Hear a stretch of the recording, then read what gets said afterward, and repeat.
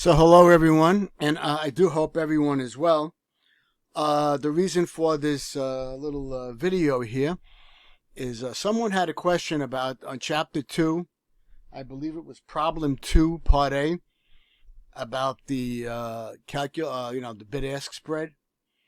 And before I go over the problem, I cut a piece out of your textbook, and I want to read this. The essential difference between broker and dealer markets is a technical point that deals with the way trades are executed.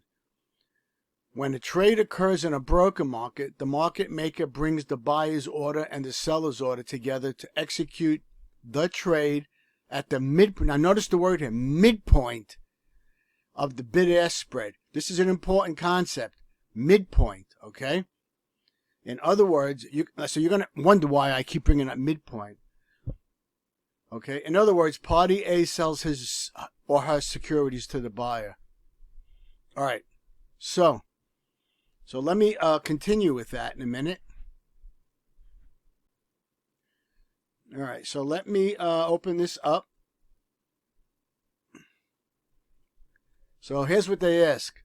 So here's the problem, and here's the the bid-ask spread. This total is $29.95, right, for the sell, right? $4.95 plus 25 is $29.95, and then he buys. I'm sorry, he bought these. So he buys them back. Okay, this is the buy. So he charges a commission of $4.95, and there's an additional $25, okay, for the buyback.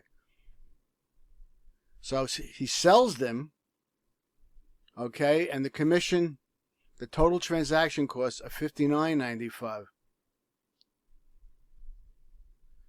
All right, so what was the bid-ask spread for Twitter at the time your trade was executed? Okay, so there's a buy and a sale, as you know, right? That happens pretty much quickly. Okay? All right, so let's look at the solution for that, because I want to make sure everyone's clear on that solution. All right, so to calculate the bid-ask spread, use the following formula. Number of shares, which is right here, right, 1,200, times, now here's the bid-ask spread, okay? However, you'll notice that there's a 0.5 here. So that's divided by 2. That's the midpoint. Remember they said the midpoint? So here's the midpoint. So they're solving this. They're solving this for bid-ask spread. So here's the transaction cost, right? So if we solve this for bid-ask spread, we have the transaction cost here at the midpoint divided by 1,200. That's all you have to do. So we're looking for this bid-ask spread here.